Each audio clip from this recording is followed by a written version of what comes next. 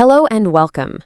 Today we're going to take a deep dive into one of the most fundamental tests in all of hematology, the reticulocyte count. Think of it as our primary tool for getting a real-time look at how well the bone marrow is doing its job. So that brings us to the big question, right? How do we actually measure the bone marrow's real-time production of red blood cells? Well, the answer lies in a specific, still maturing cell that gives us a direct window into that entire process. And that cell is the reticulocyte. Let's get to know it. This is the very last stage of an immature red blood cell, right before it becomes a fully mature erythrocyte. What makes it so special is what it still has inside, leftover bits of cellular machinery. We're talking about cytoplasmic RNA, mitochondria, and ribosomes. And those are the key markers we're looking for. Now, a reticulocyte follows a pretty tight schedule. It spends about 2 days developing inside the bone marrow. Then it gets released and circulates in our peripheral blood for just 1 day before it loses those last remnants and fully matures. And that 1-day window in the blood, that's our key. By counting these cells in a blood sample, we're really getting a snapshot of the bone marrow's red cell production over the last 24 hours. It's a direct assessment of its erythropoietic activity. Okay, so let's get into the nitty-gritty. We'll start with the foundational method for counting these cells, the manual count. We're going to break down the principle behind it and then walk through the procedure step by step. The whole principle behind the manual count is actually pretty clever. We start with a whole blood sample that's been anticoagulated with EDTA. Then we mix it with what's called a supravital stain, like newmethyleneblue. Supravital just means it stains living cells. This particular stain homes in on and colors those RNA remnants we talked about. So, as you can see illustrated in figure 14-9, our working definition is this. Any non-nucleated red blood cell that contains 2 or more of these little blue stain particles is officially a reticulocyte. Simple as that. The procedure itself demands precision. First, you'll mix equal parts of blood and stain. We're talking about 2 to 3 drops, or roughly 100 microliters of each. You let that mixture incubate at 37 degrees Celsius for 15 to 20 minutes. Now, this next step is critical. After incubation, you absolutely have to remix the preparation. From this, you'll go on to prepare 2 wedge films. Then, under the oil immersion lens, you find that perfect area where the cells are close but not overlapping, and you count a grand total of 1,000 red blood cells, making sure you include the reticulocytes you see in that total. And finally, for good quality control, you do a second count on the other film, and the 2 results need to agree within 20%. So once you have your count, how do you get the percentage? The formula is really straightforward. You just take the number of reticulocytes you counted, multiply that by 100, and then divide by the 1,000 total red blood cells you counted. For example, if you found 15 reticulocytes in your count, that works out to 1.5%. And here's a little shortcut for you.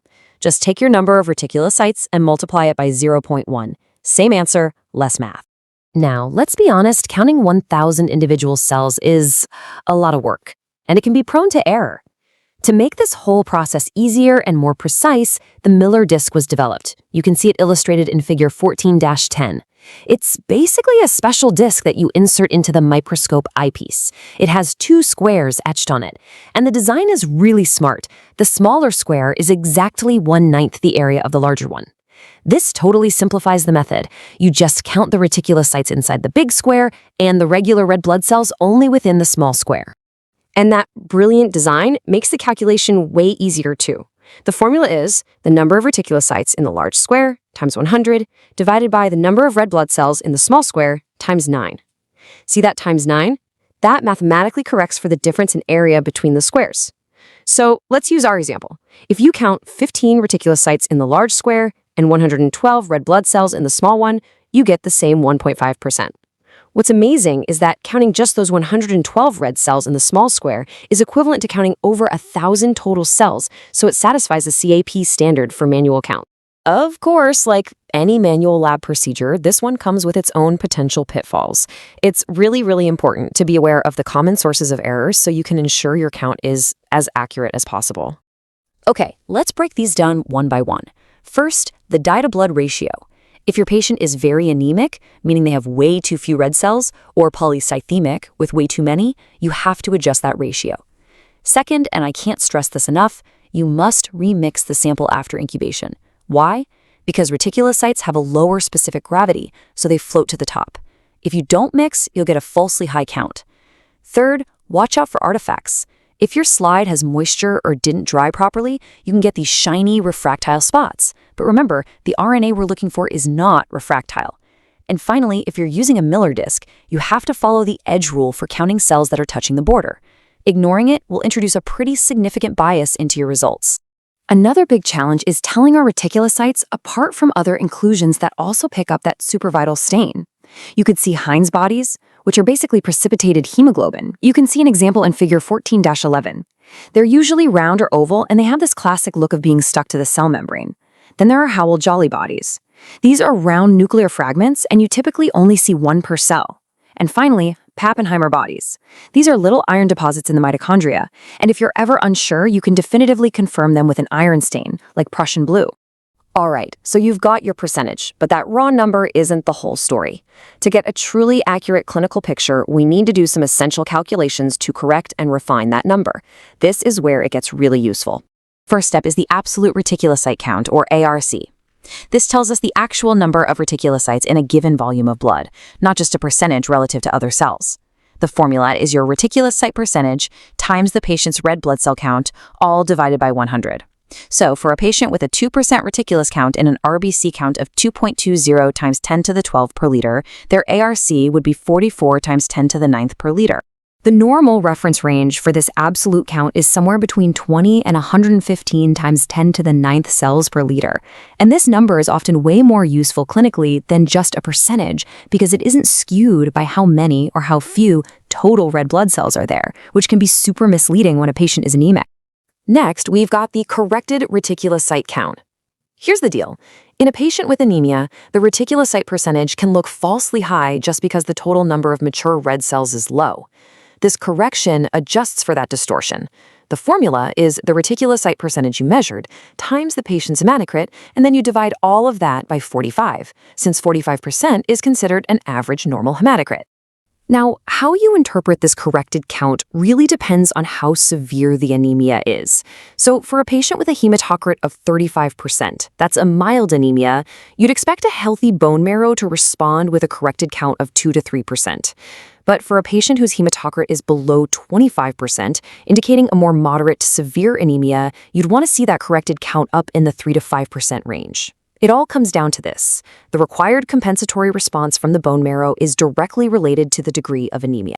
But hold on, there's one more critical correction we need to make. It's called the Reticulocyte Production Index, or RPI.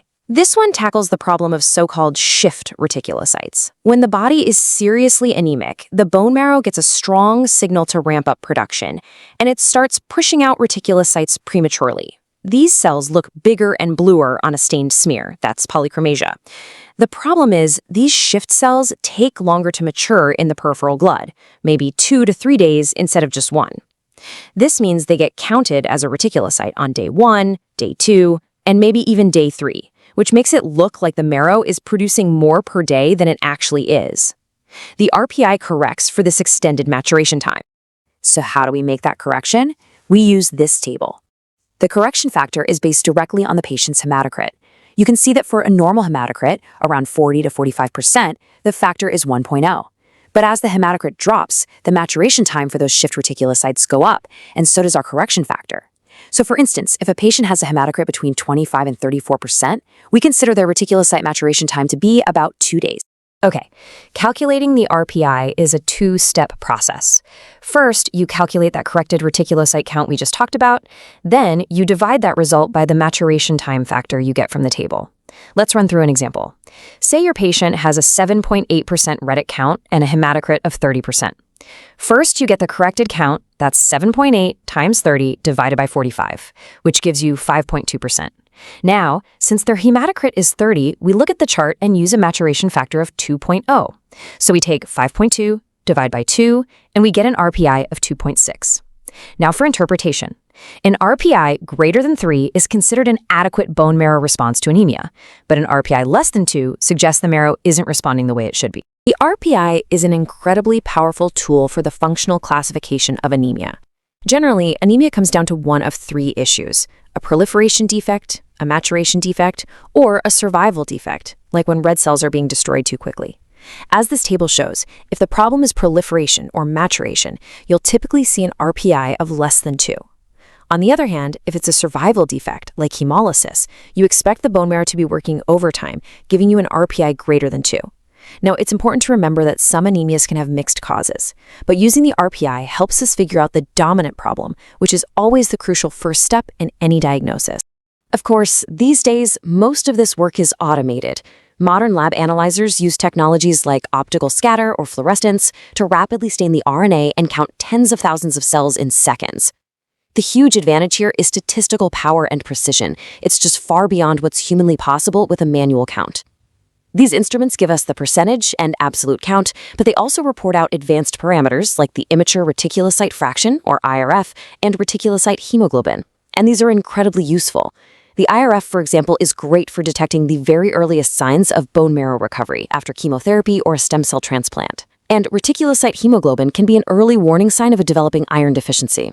So, to wrap it all up, we've seen how the reticulocyte count, especially when we apply these essential corrections, moves us beyond just saying this patient has anemia.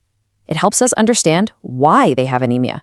So the final thought I'll leave you with is this. How will you integrate all these layers of data, the absolute count, the corrected percentage, and that all-important production index to build a much more complete and accurate clinical picture in your own diagnostic approach?